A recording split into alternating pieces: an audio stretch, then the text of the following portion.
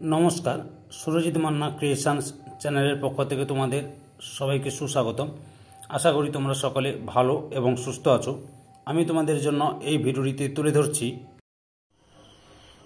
2025 সালের ক্লাস 5 তথা পঞ্চম শ্রেণীর ছাত্রছাত্রীদের রায় ও মার্টিন প্রশ্নবিচিত্র থেকে দ্বিতীয় পর্যায়ক্রমিক মূল্যায়ন তথা সেকেন্ড ইউনিট টেস্টের জন্য অর্থাৎ সেকেন্ড সামেটিভ ইভ্যালুয়েশনের জন্য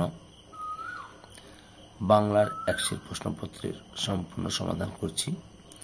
তোমরা আমার এই চ্যানেলের মাধ্যমে ক্লাস 5 তথা পঞ্চম শ্রেণীর রায় ও মার্টিন প্রশ্নবিচিত্র থেকে সেকেন্ড ইউনিট টেস্টের জন্য বাংলা এবং পরিবেশ এই দুটো বিষয়ে সমস্যার সমাধান পাবে। তাই তোমাদের কাছে অনুরোধ, তোমরা ভিডিওটি না টেনে পুরোটা দেখো। ভিডিওটি কেমন লাগলো কমেন্ট করে জানিও। ভিডিওটিতে লাইক দাও এবং শেয়ার করো, এবং চ্যানেলে নতুন হলে চ্যানেলটিকে সাবস্ক্রাইব করে চ্যানেলের সঙ্গে যুক্ত হয়ে যাও। আলোচনা শুরু করছি। পেজ নাম্বার 21-এর 3 নম্বর মডেল স্কুল নীল নলিনী বিদ্যা মন্দির এইচএস এই স্কুলের প্রশ্নপত্রটি সলভ করছি। এর আগে আমি তোমাদের সামনে 1 নম্বর এবং 2 নম্বর মডেল সেট সমাধান করে দিয়েছি। তোমরা ওই ভিডিওগুলো দেখতে চাইলে আমার চ্যানেলের প্লেলিস্টে গিয়ে দেখে নাও, না হলে এই ভিডিওর ডেসক্রিপশনে তার লিঙ্ক দেওয়া আছে, ওখানে ক্লিক করেও দেখে নিতে পারো। একের দাগে নিচের প্রশ্নগুলি নিজের ভাষায় উত্তর দাও। প্রথমে 1.1 নিকেল করা বিকেলের আলো কবি কোথায় দেখতে পান? বিকেলেই দেখতে পান।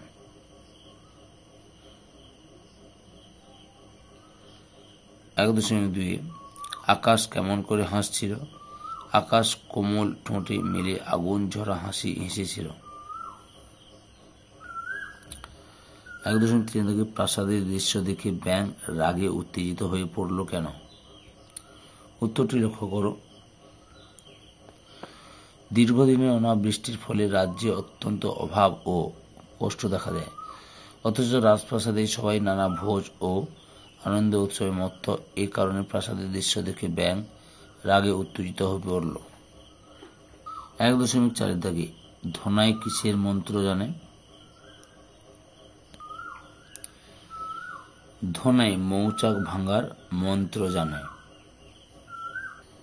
গোরান গাছের ফুল দেখতে কেমন হয়? উত্তর, গোরান গাছের ফুল দেখতে হলুদ রঙের। 1.5 লিমেরিক নামের কবিতা 3টি কার কোন বই থেকে সংকলিত হয়েছে?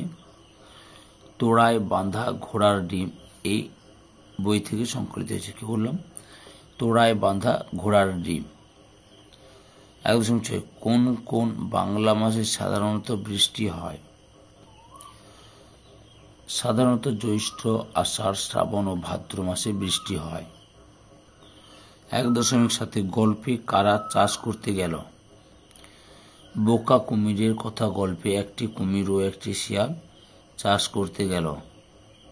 1.8 সুন্দরবন অভয়ারণ্যের মধ্য দিয়ে যে নদী বয়ে গেছে তাদের নামগুলি লেখো। সুন্দরবন অভয়ারণ্যের মধ্য দিয়ে যে যে নদী বয়ে গেছে তাদের নামগুলি হলো ইচ্ছামতি, মাতলা, জামিরা, গোসাবা, কালিন্দী, বিদ্যাধরী, পিয়ালি, বটতলা, রায়মঙ্গল ইত্যাদি। 1.9 শেষ পর্যন্ত ফণী মনসা কেমন পাতা চাইল নিজের জন্য? শেষ পর্যন্ত ফণী মনসা নিজের জন্য তার সে আগের কাঁটা ভরা সোঁচারো পাতা চাইল। 1.10 চল চল চল গানটি কার লেখা? কাজী নজরুল ইসলাম। এই গানটি কবির কোন কাব্যগ্রন্থ থেকে নেওয়া হয়েছে? সন্ধ্যা কাব্যগ্রন্থ থেকে। ক স্তম্ভের সঙ্গে খ স্তম্ভ মিলিয়ে লেখো।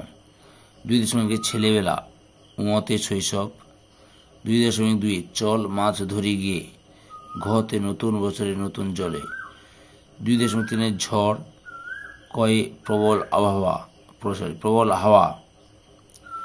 2.4 নাস্তা, ক্ষয়ে জল খাবার। 2.5 বন, গয়ে অরণ্য।